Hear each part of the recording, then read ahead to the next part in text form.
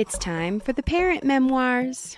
I know. I was Like a just going to say, this miracle. is like the second time in a row that we've been able to do it the first time.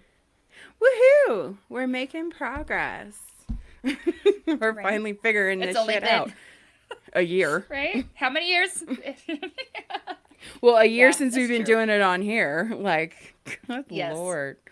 Oh my goodness. Yeah. So welcome to another episode of the Parent Memoirs. I'm Laura Mack.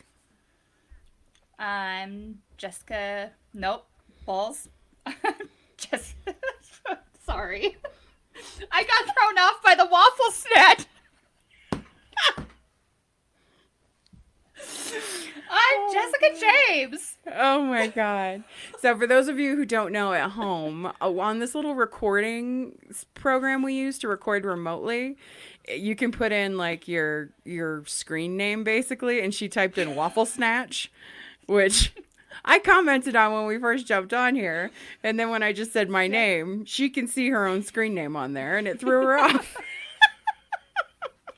Well, it's like, remember the last time, well, when we did it with you, me, and Tanya, I typed in twat waffle and you guys were like freaking out. I was like, no, I did it. It's okay. It's like, oh my God, because I say twat waffle all the time. And I was like, because the system, if you don't put in a name, it will generate one for you. Like, Yeah. what is it? The gentle astronaut or something. Like, it'll just combine Right. like two random words. So when it said twat waffle, I was like, whoa, wait. Did it actually just assign you that name? That's amazing. No, dumbass. And when I say dumbass, I mean me. No. No. Yeah, it's a good question to have asked because you never know. You never know. All right. So we Yeah. are actually going to do a deep dive today. And it's a story that I have been obsessing over for about the last 2 weeks.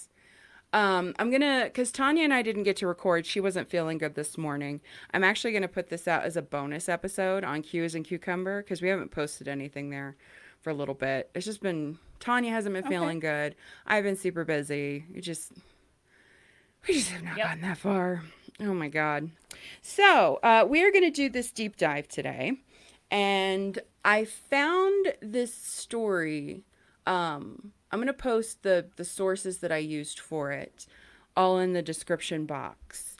I found this story because I was looking for kind of a deep dive for us to do that had to do with parenting. And I looked at first at the Chris Watts case, and I found this lady on YouTube that I talked to you about that I'm now officially obsessed with. Yes. Her name is Bailey Sarian. Love her. I watched her Chris Watts video, and then I watched the documentary on it, and yep, broke me. We're not Is going to ever that do that case. is that the guy with the wife and the daughters? Mm-hmm. Yeah. Okay. Yeah, in Colorado that he Yeah. killed. It Yeah. broke me. It really did. Where he, listening to his confession where he coldly talked about how he killed his little girls and what they said to him as he was doing it. It broke me. I was like, nope, I can't for my mental health, and I damn sure know for your mental health. Nope. I was not willing to kill Jessica. And honestly, telling you that story would have killed you. Oh, Like, well, thank you again for looking out for my sanity good because I God. know if Yeah. you can't handle it, it's not happening for me. Nope. Nope. I will say the one thing about the Chris Watts case that I was like, pfft, it's not funny, but it's funny to us, and I don't mean to be disrespectful at all. But what was funny about it was the morning after the murder, or the morning of the murder, her friend who had dropped her off the night before, they'd been at a training thing in Arizona. Their flight had been delayed. She didn't get home till almost 2 a.m. Her friend Yeah. had dropped her off, and her friend had texted her the next day, and she didn't answer her. And that was not like Shanann, the victim, the mom, at all. Like, she lived on her phone. Her business was all on her phone. Like, it was just very unusual. So she went over to the house to check on her. And she knocked on the door. Nobody was answering. She tried to but the husband, the murderer, he ended up getting a text because they had one of those security systems that says, you know, somebody's at the front door. Yeah. And she's texting back and forth and calling him, and he's like, oh, Shanann said she had a play date. And she was like, then why is she not answering her phone? Like, this doesn't, I'm concerned. She looks in the garage. The garage has those like window things at the top. She looks and she sees their only personal car is in the garage. And she can also see that the car has the baby's car seats in it. And she's like, if she went on a play date, she would have, even if somebody else gave her a ride, she would have taken the car seats. Like, right. What the fuck? So she tries to go to the front door again. And she tries to like break in the house. And Chris calls her and is like, get the fuck off my property. And she's like, no, I'm calling the police. And he's like, don't do that. I will be there soon.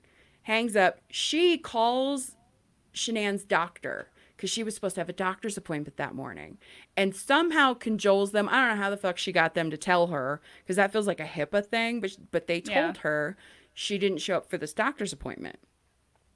And she was like, okay, that's it. I'm calling the police. So she called the police. The police show up. Eventually, Chris shows up, lets him in the house. And she's the one that's kind of going around the house. And she's like, oh, my God, here's her purse. Is her medication in her purse? Yep, her medication is in her purse. They found her phone. Like, she's the one who's, like, pushing. And it just made me laugh because I was like, that would be any one of us. Oh, yeah. Oh, yeah. You, me, Carly, Tanya, Sophia, John would do whatever we tell him to do. Like, it would probably be all of us at once. More than likely. So she just made me laugh because her friend didn't text her back within a few hours. And she was like, I'm at your house. I'm trying to break in your house. I'm calling your doctor's office. I don't give a fuck. Like she just reminded me of all of us and how we would be. Like, just like this morning when Tanya didn't show up to record, it wasn't like her. Next thing you know, I'm texting her kids like, where's Tanya? Is she okay? Right. Like, right. Well, I know. I mean, and you do that with me too, because you know sometimes I'm a dork and I don't see messages until like the next day, and you're like, what is going on? Are you okay? And I'm like, oh yeah, no, I'm just being stupid. God help any of our husbands if they ever do anything to us, because the rest of us are going to hunt them down. Like, we'll figure it out. You're not going to get away with it because nope. We're on the case. Right? I thought things through. She was funny. She just reminded me of us and like all of us in our friendships. Like, no. Well, I'm glad that she had a friend like that, but it's unfortunate that, you know. Yeah. That she had to go through that. Yeah, it's just tragic. That whole story is tragic. But not to say this story isn't, but okay. So Bailey Sarian talked about this, and the video is highly there's something it's called Murder, Mystery, and Makeup Mondays, and she tells a true crime story while she does her makeup. And there's something oddly hypnotic about it, like watching this woman do her makeup while she's telling you these horrible stories. I don't know why. Maybe it's supposed to be like calming, you know, one of those like things that are supposed to help ease people. Maybe so, because honestly, it really does. And she even says it in some of the videos. This shouldn't work, but for some reason it does. I don't know why. Like, maybe it's a distraction. Really, I don't know. Maybe, yeah. But so I watched the video she did about it. There's also like an hour-long, like kind of like a Dateline special that was done by this Australian news channel. And the book, I eventually got the book, and you know me, I typically only do audiobooks, but there wasn't an audiobook. So I actually read the physical book, which is very unusual for me. Yes. But the book I do want to reference because it was written by the reporters, the investigative journalists who did the like Dateline type story. And they're kind of the ones that really got attention on it again. Mm-hmm. Because it had been about 30 years since all this happened. Okay, so this is an old story. It's an old story that just wrapped up last year. Oh, that's crazy. So it's either the longest or one of the longest criminal cases in the history of Australia. Okay. So the book is called The Family Court Murders: 4 Murders, 5 Bombings, No Convictions by Debbie Marshall. It's a solid true crime book. And even in the Bailey Sarian video, there's times where she, like throughout it, she's like, she must have said the cycle repeats at least 6 times. Like, and she said it a few times, like, this is exhausting. Like, you just can't believe how long it went on. And they knew almost immediately who it was. They knew. It wasn't like this elusive serial killer that nobody could identify. Like, they knew who he was. Yeah. They couldn't do anything, which made it worse somehow. Right. Somehow made it worse. So, the backdrop of this story, we'll start off with kind of the history of divorce in Australia. Okay. So, prior to 1959, you could get a divorce in Australia, but it was all of the rules for divorce were handled at the state level, basically. And there were different rules all over the place. It wasn't a uniform system. And there were also different rules, even within the state, for men and women, of course. Okay. Yeah. So you had to have a reason for getting a divorce. And if you were a man and you said, my wife cheated on me, like, the wife would be found, quote unquote, at fault, and the husband would get everything, right? Okay. But if a woman came in and said a man cheated on her, she kind of had to prove that she didn't do anything to drive him to cheat. Okay. I know. That's stupid. Trust me. This gets worse. Gets worse. Okay. So, but once again, this is all at the state level. In 1959 and enacted in 1961, they tried to centralize the system. And this is going to sound strange to us, but keep in mind, this is Australia. Now, in order to get a divorce, you could get a divorce for things like adultery, desertion, insanity, cruelty, things like that. But you had to prove it, number one. And number two, you had to go in front of the Supreme Court of Australia. Okay. So imagine Ruth Bader Ginsburg asking about, like, a fucking divorce. Like, it just sounds... I don't know if their Supreme Court was the same as our Supreme Court, but it sounded really funny to me. Like yeah, seems a little unnecessary.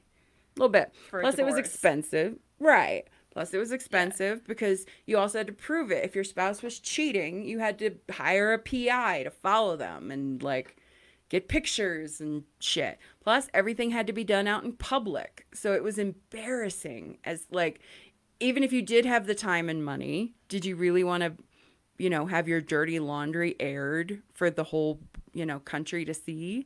And it was embarrassing. And people would come to, like, watch the show. And lawyers would just get, like, they would go for the fucking jugular in court. Like, they didn't care. They would, like, make a big show of it. And it was a hot mess. It was a hot mess. One of the bases for divorce was cruelty, as well as, you know, adultery, et cetera, et cetera. Cruelty basically was their terminology for domestic violence. But you had to prove it.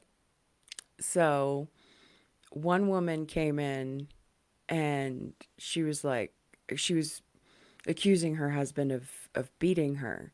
And she was, like, covered in bruises, and it was obvious. But the judge was like, well, do you have records of the broken bones? And she was like, no. And he, like stood up and yelled at her, like, where are the broken bones? You can't have cruelty without broken bones. Like, what? Yeah. That kind of shit. That's crazy. Yeah. Like, yeah. She was just like, okay, so he's got, like, so he can hit me, but just not too hard. Like, that's horrible. So what you're saying is, like, And I can't even imagine, like, if your husband was standing right there and he was, like, nervous that he was going to get in trouble for actually hitting you. And then all of a sudden they were like, you heard a judge say that. You could just see him being like, oh, cool. Right? Yeah. So don't hit her any harder than I've been hitting her. Like, Right. okay. God, that's ridiculous. Oh, yeah. Can't even imagine what, that day was like afterwards, after court for that lady. I know, right? That always makes me horrified sometimes where I'm like, what happened after they left? Like, Right? oh, Yeah. that did not end well. One woman, this lady cracked me the fuck up. She knew she'd been, I think the thought process was she knew that her husband could prove that she'd been cheating. So instead of denying it, it seems like she just wanted to embarrass him.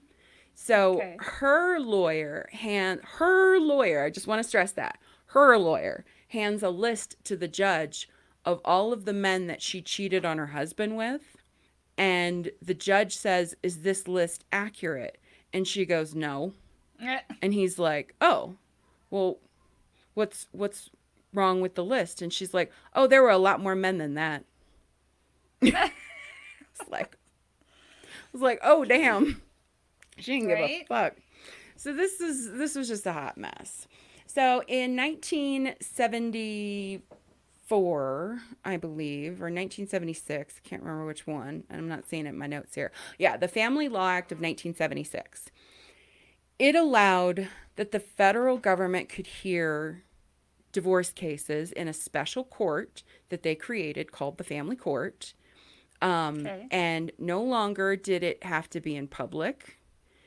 No longer did there need to be fault assigned. Everything could be like, we're just getting divorced for whatever reason, and we're going to split custody and assets and all that good stuff. It established a free counseling service to help mediate these negotiations. And it was to be called the helping court. Like, they had very lofty intentions with this court. Mm-hmm. But the early days of this court were a hot mess because, yes, the goal of the no-fault divorce, while it's a good idea, and yes, it probably is necessary, the problem with it was, at this point, now you had a bunch of, especially men, pissed off that their quote-unquote, bitch of an ex-wife gets to take half of their money, and they've got no recourse for it. Now, no fault means you just divide and move on, right? Go your way. Yeah. Now, like I said, this pissed off a bunch of men, and these men's advocacy groups started coming up, like being created to defend these guys. And in some cases, I do feel bad for them. Even the court itself would acknowledge years later that they did favor the women, especially in cases of custody, because they did feel at the time like the traditional caretaker role of a woman was more important than the man's. So they tended to favor these women. So these men are going, wait, she gets to take half my money and my kids? And they would get visitation. So, but of course they took it too fucking far. One dude said something to the effect of, she wants to eat half of my meal because she had the privilege of making it for me. First of all, it's not a privilege to cook for your ass. Fuck off. Wow. It's just a dick thing to say. Right? It's just ridiculous.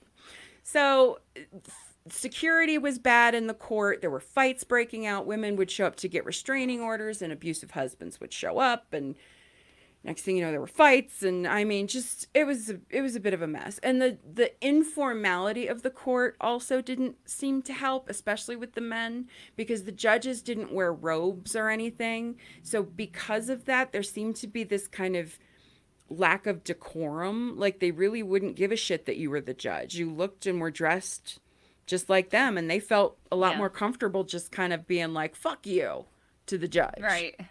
It didn't help. So this is kind of the backdrop of this whole story, this family court thing. So that brings us to the two main people in this story. Leonard Warwick and Andrea Blanchard. Okay. Leonard was born around 1945. His parents were Leonard, but his name was also Leonard, but it was spelled differently, which I thought was odd. Huh. The main guy, Leonard, is Leonard, and his father's name is Lennard. I don't know why. It's a little strange. But for some reason, they gave him the same name, different spelling. Okay. About 13 months later, his little sister, Eileen, was born. His mother's name is also Eileen. So they've got Leonard, Eileen, and Eileen, right? Okay. Now, sadly, when Leonard was 6, his mother passed away very suddenly. It seems like some sort of cerebral, like a blood, it sounds like a blood clot. She had some sort of blood disease that was very, very fatal. It had like a 90% fatality rate. And Okay. she passed away very quickly. So Leonard was 6 and Eileen was 5.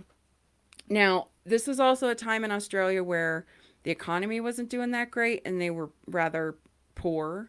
And this would lead later, which I get this. My grandfather was raised during the Depression and he was a hoarder. He would save everything because you never know when you could use it. Right. So it seemed like Leonard had that same like pinching pennies thing from when he was a kid. Sure. So to ease the financial burden on their father, Eileen was sent to live with an aunt and Leonard stayed with the father. Okay. And when he was 15, eventually he left school. He went to work on a mushroom farm for a while. And then he was drafted in the 60s during the Vietnam War. Now, he was pissed. He was not happy about this at all. Absolutely livid. And this really seemed to, for me, kind of kick off this, like, hatred isn't even a strong enough word, but hatred of authority. Like, Okay. to the point of, like, dude, calm down. Like, just take it down. Just a smidge. Okay? Just a skosh. Right. It's not that bad. But he was pissed, right? Now, he wasn't posted out of the country. He never left Australia. And for his whole military career, it seems like he was a cook. And 3 years later, and I'm not saying anything. Army got to eat too. Like, that's an important job.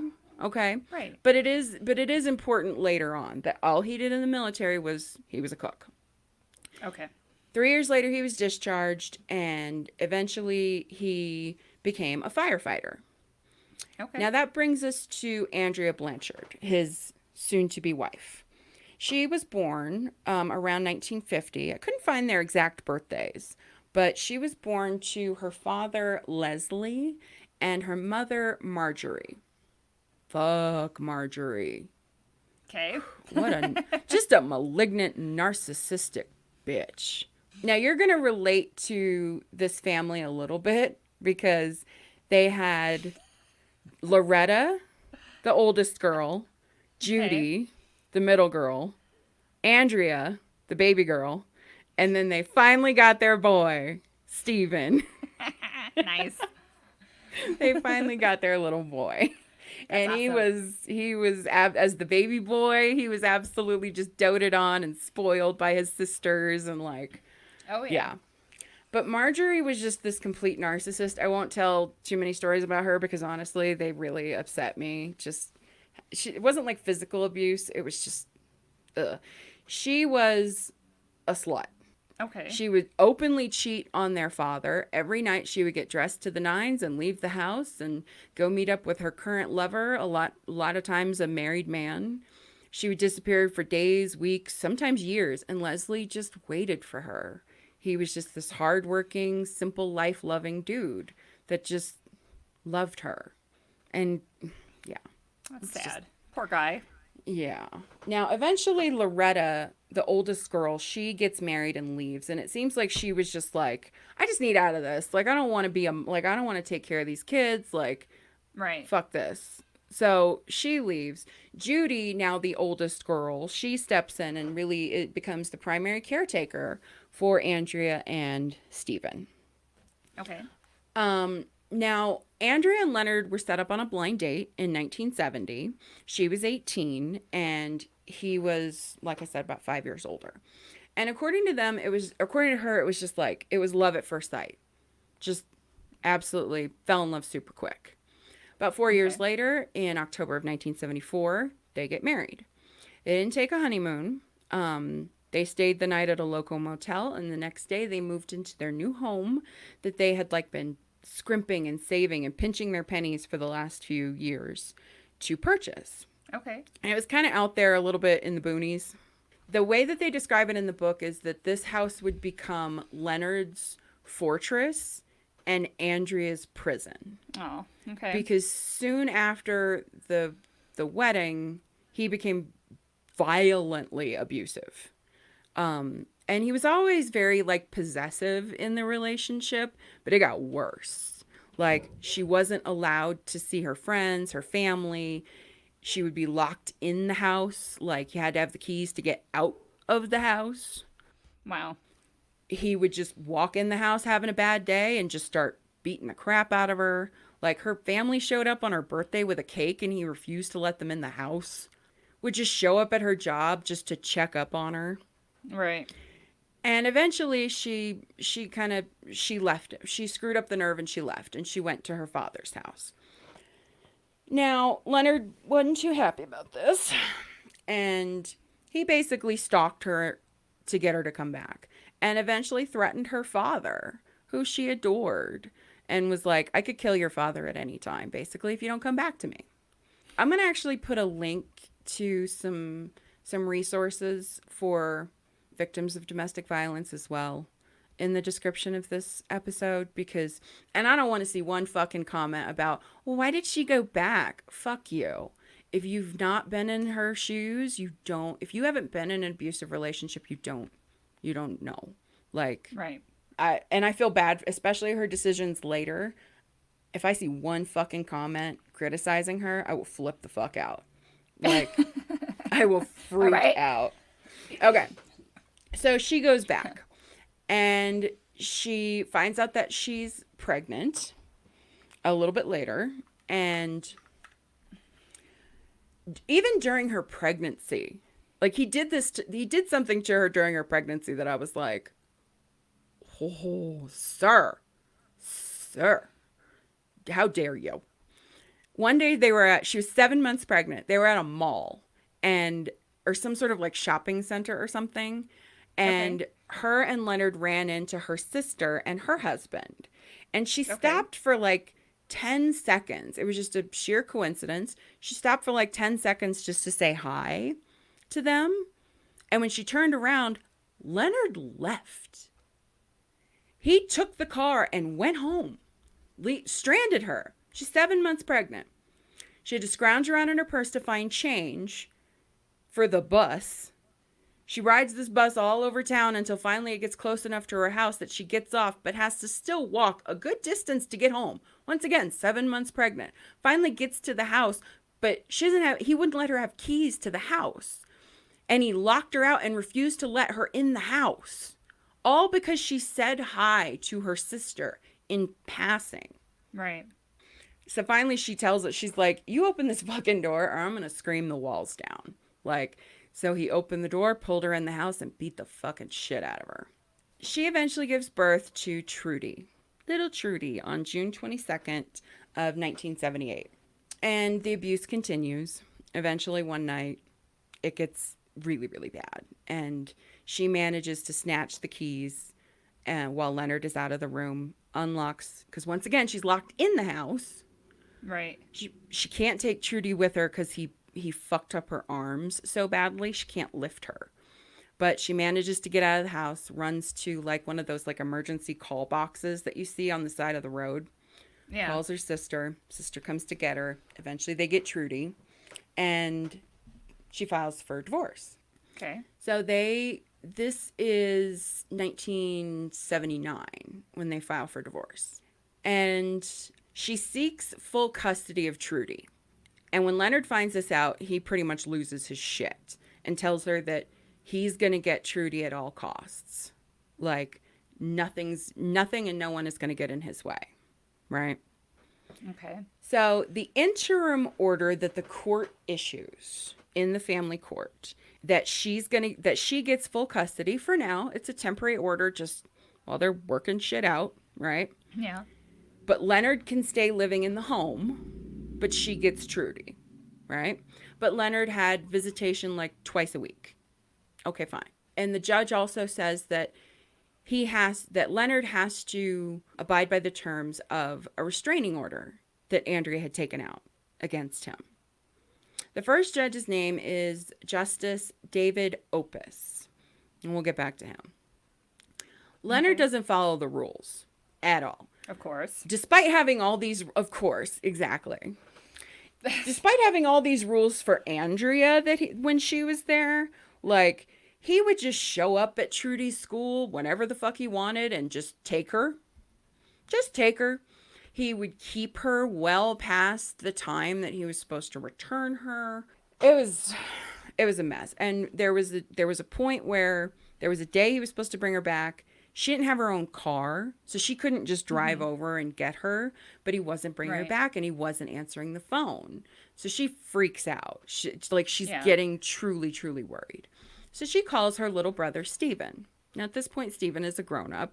He's 25. And by all accounts, he's just an absolute sweetheart. He's just a, hippie, surfer-loving dude. Like, very go with the flow, sweet, funny, charming. Just a nice kid. She calls Stephen. It's like, can you take me over to Leonard's so we can get Trudie?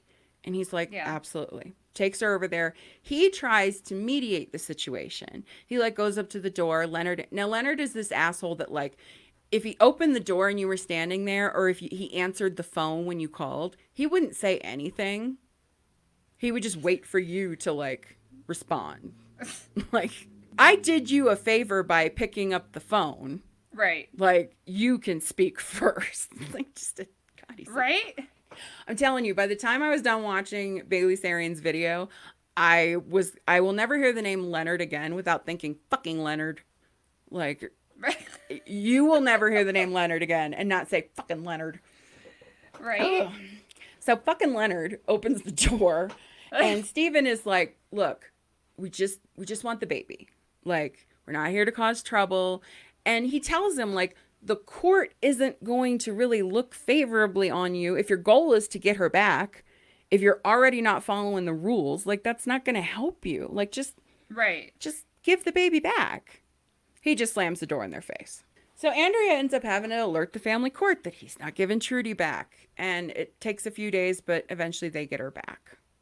Now, if somebody out there has an explanation for this case. Now, there's a lot of stuff recently that's been written about this case, but there's a good chunk of time where nothing was said about it. Honestly, because everybody was so fucking terrified of this guy, of Leonard. He was a terrifying human being, and everybody involved was petrified of him. And the fact that they knew it was him and he got away with it made them even more scared. They're clearly he can murder people and get away with it. Because trust me, he does for a while, right?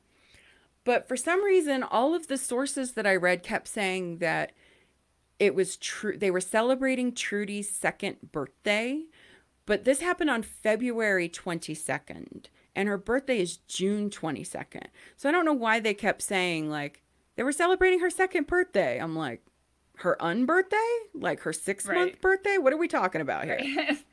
Yeah. Very confused. But okay, fine. So on the 21st, Stephen had gotten off work, went and saw his girlfriend, eventually got home super late at night.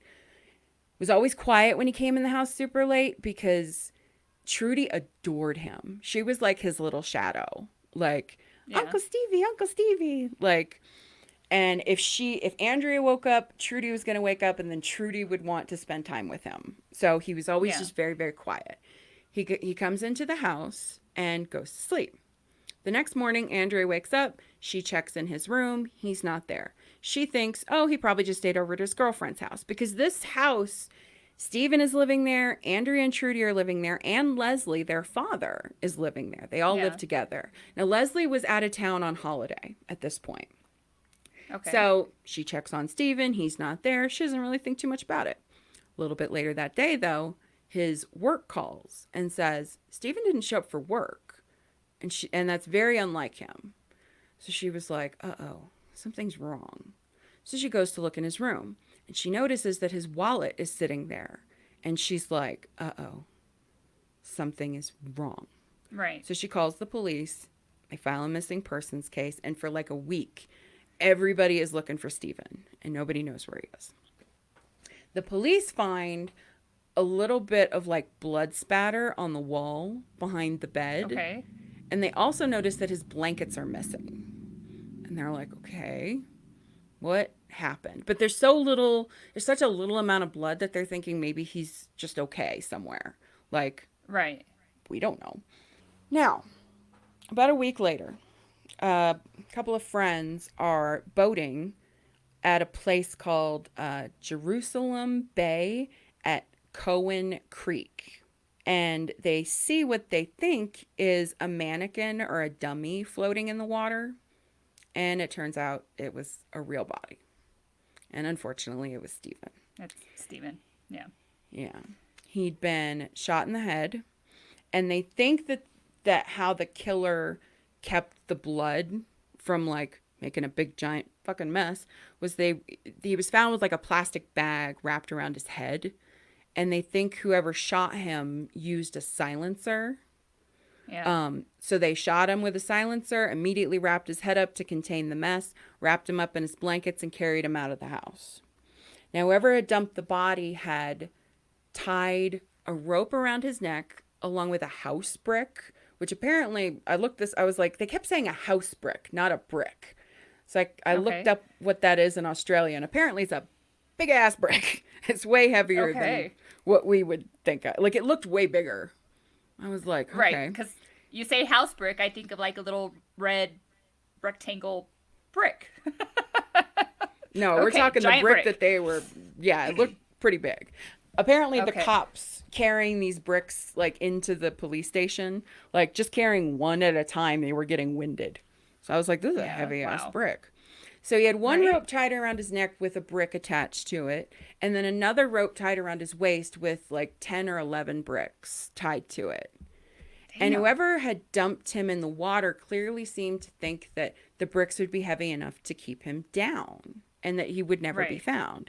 What they didn't take into account was that the body fills up with gases and it forced him to the surface. Like, they didn't... I know this sounds awful, but one of the sources, I can't remember which one, said, like, they failed to cut open his stomach, which would have prevented that. I was like, yeah, how stupid can you be? Doesn't everybody know that? Like, now I do. I did it before. Apparently. Like, all right. So he floated to the surface. He also had been attacked by what they believed to be a bull shark in the area. That had also destroyed some of the physical evidence. Like, he'd been in there a week at this point. Like, a lot of, sea creatures are, doing their thing. And so the family is just completely devastated. This is their baby boy. This is the baby of the family. And it's the only boy. And just everybody is just beyond upset. Now, Andrea tells police, like, this was Leonard. Like, he needed the boy out of the... Like, he threatened my dad, but my dad is an old man. This is a young man that lives in this house that probably could have protected us. Plus, Leonard was this person that clearly just... Any sort of thing that he considered to be disrespectful to him, he took deeply personally. So this dude showing up and knocking on his door and being like, hey, hello. Right. He felt disrespected. So Andrea was like, it's fucking Leonard. Like, I don't know what to tell you. But when they look at the body, they do notice something interesting. That this rope that was tied around his neck and his waist was a special rope. That was this orange nylon rope that's only issued to the official firefighters in Australia. Ah, interesting. Leonard is a firefighter. Right. And their other question was, how did somebody do this and get him out of the house so quietly? Well, think about a firefighter. They got to be strong enough to throw somebody over their shoulder and haul ass out of a house or a fire. Like, right. It's not that unreasonable, but this is all, they can't prove it's Leonard's rope, right? It's tied to him because he's a firefighter, but there's a lot of firefighters. Right. So they search his house. The only thing they find is a piece of paper with the word rope written on it in his handwriting. But that's it. It's not enough. Like they just, they check his time card at work, but he had no alibi. Now, whenever Leonard is brought in to be questioned, he does what they call petition their right to silence, which sounds like our Fifth Amendment. Like, right. Yeah. Not saying shit. Refuse to answer any questions. Even questions as simple as, do you work as a fireman? He's like, not answering that. He refused to answer anything. And they were like, okay, this is weird. But they don't have anything. So the investigation kind of chugs along from there. Now, something very key about this whole case that makes it, at this time in the law in Australia, you could not charge somebody with a crime based on circumstantial evidence. You had to have physical proof, a witness, a videotape, a picture, something. And they just didn't have it. And I've since found out that you could have charged somebody with circumstantial evidence, but the circumstantial evidence had to be such that it eliminated the possibility that it could be anybody else. Once again, there's a lot of firefighters. Like, who could it be? Yeah. Like, you don't know. They know, they're pretty sure it's him, but they don't have anything. They also interview Leonard's father, who says that he hasn't been here in years. They take a look around, but they don't have a warrant. They do see that he has a .22 caliber pistol, which is the caliber of gun that shot Stephen. He lets them take it so they can do tests, but that's about all they can do. And the bullet had been in the water, so it was a little bit damaged, and it was a mess. So in the next few months, Andrea and Leonard would continue to appear in front of the family court, trying to work out the details of the divorce. And they continued to appear in front of Justice Opus. Now, a little bit on Justice Opus. He was a very fiery person on the bench. He kept people in check. He had no problem putting assholes in their place. Like, he had no tolerance for bullshit. But by all accounts, he was just an absolutely lovely man, lovely father. He became a lawyer in 1963 when he was admitted to the bar. He focused on criminal and family matters. He met his wife, Kristen, when she worked in the pharmacy in the same center as his law firm. David's secretary had organized a work party, and she asked him, like, is there anybody in particular you want me to invite? And he was like, I want you to invite the girl who works at the pharmacy over here, right? Mm-hmm. And she just thought, like, he was this small, quiet, as she described him, this small, quiet Jewish man that she thought was nice, but she didn't really think about him as, like, a partner. But at this party, like, they just hit it off. Like, she thought he was, quote, a delightful, gracious, and sensitive man with a fine intellect and a zany sense of humor, and also a free thinker who loves beautiful clothes, music, and reading. She liked that despite being a barrister, like a lawyer, and that he was and that he was wealthy, he still treated anyone he met, no matter their social standing, with the same polite courtesies. Like, nice. It's that old saying, like, a person who's not nice to the waiter isn't a nice person. Like, he was a nice person. They got married in 1970. They had 2 kids, Josh and Persia. Now, he was concerned about the atmosphere in the court being so kind of lax, because people would get super, like, pissy with him.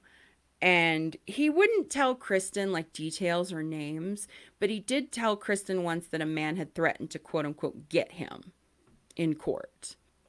Now, since the preliminary orders that Opus had issued at the end of 1979 and the beginning of 1980, Leonard had been pissing Judge Opus off, or Justice Opus off, more and more and more. Like, he would keep Trudie. He wasn't abiding by the restraining order. He just wouldn't show up at court. He just wouldn't show up. Opus would try to give him another chance and push it out a little bit.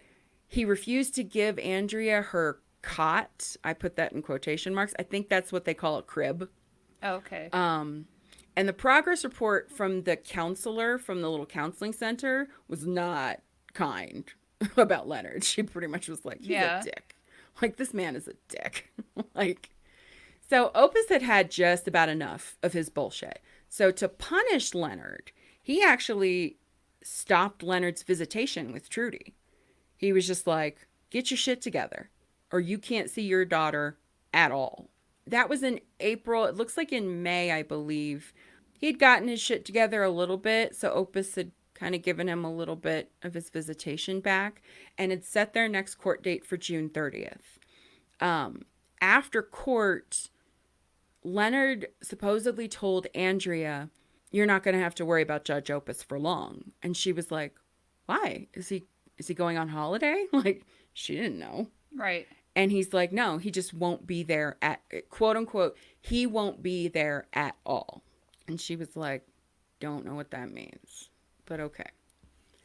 So on June 6th, so just a few weeks after their last court appointment and a few weeks until their next one, Opus gets home from work around 7. He's dropped off by his driver. He goes through the courtyard gate that has like brick walls and shrubbery kind of blocking the front door, directly the view into the house directly. He goes into the house. His wife is making dinner. He dances with his daughter Persia, who is 6 at the time, while his wife is getting things ready. His son Josh is 8. They sit down for dinner and the doorbell rings. So he groans, but he starts to get up, and his son is like, oh, just ignore it. Eat your tea. Which I thought eat your tea was I was like, okay, that's kind of cute. And he says, no, it's fine. I'll just get the door real quick. As he's walking to the door, the neighbor's fire alarm starts going off, and it's super loud, like unbelievably loud.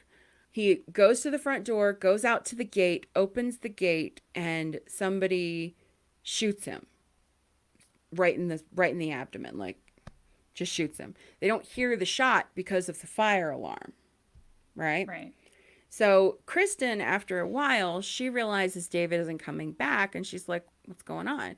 So she goes to check on him and finds him unresponsive. She calls for help. Unfortunately, nearby, there had been a bomb explosion, and it tied up local, like, ambulatory services, and they didn't get there for a while. And unfortunately, David passed. The bullet had punctured his liver and aorta, and he just didn't make it.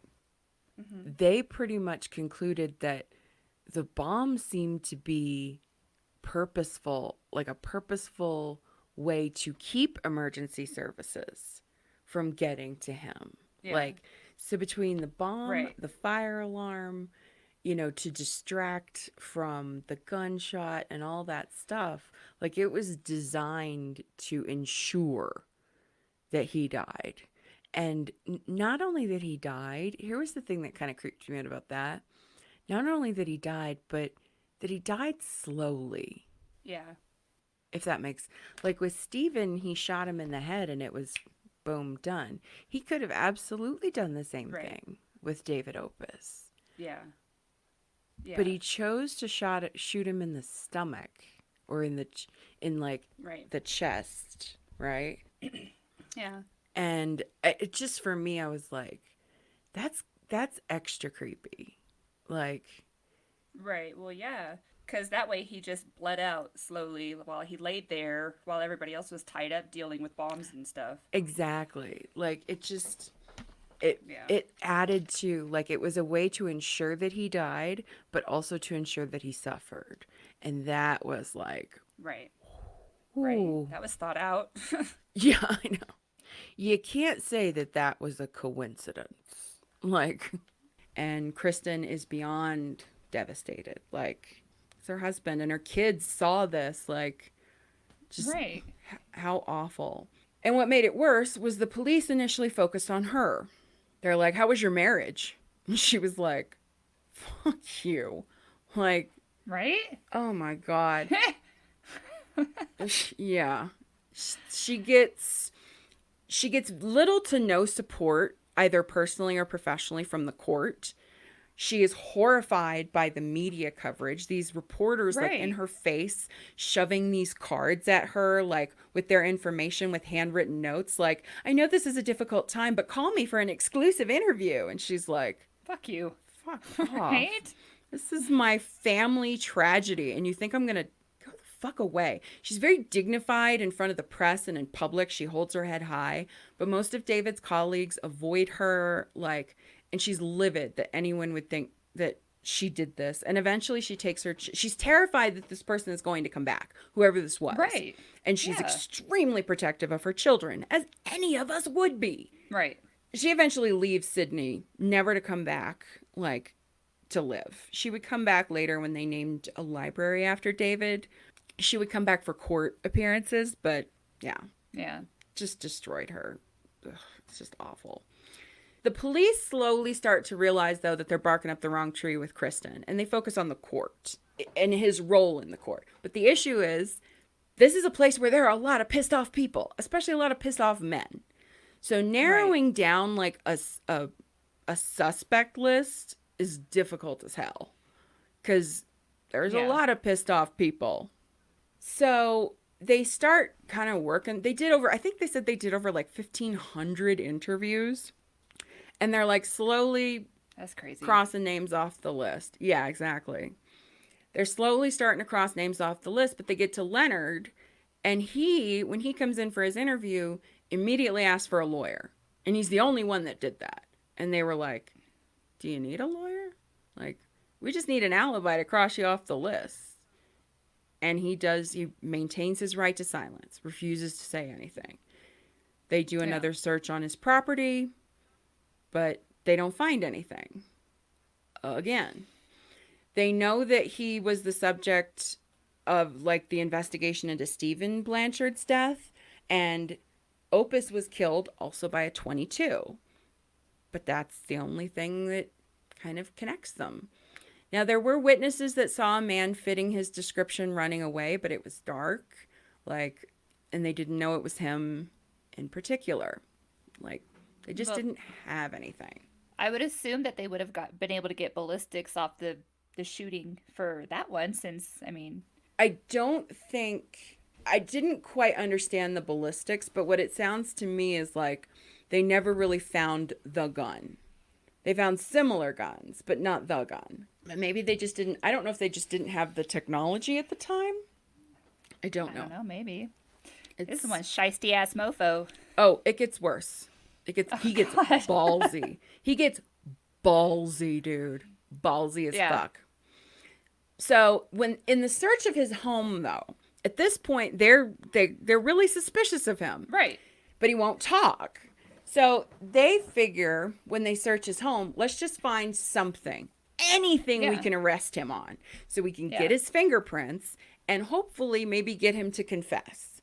Yeah. They find government-issued toilet paper that was stolen from his job as a fireman. So they arrest him. Okay. For toilet paper? For toilet paper. Stolen toilet... Okay. You know what? They were desperate, so by all means. They got Al Capone with taxes. They got Len Warwick with toilet paper. Like... I'd rather go down for taxes than toilet paper, though, right? It's kind of embarrassing. Right? Like, really? What are you in for? You cheap bastard. Stole some toilet paper, right? Couldn't have afforded some toilet paper? How hard are your shits that you needed government-issued toilet paper, sir? Like, good Lord. Right? But that plan doesn't really go anywhere. They get his fingerprints, but they don't have anything to really compare it to. Like, there's nothing... Like, Stephen was in the water. He didn't touch anything in the house, like, where he shot, Yeah. Opus. So it was like, okay, now what? So a new justice is assigned to the case, and his name is... Hey, Parent Peeps. Thanks for checking out part 1 of our Australian Family Court Attacks Deep Dive. Make sure to subscribe on iTunes or on your favorite podcasting platform so you don't miss the conclusion of this bonkers story. Stay strong, mommies and daddies. Love your faces.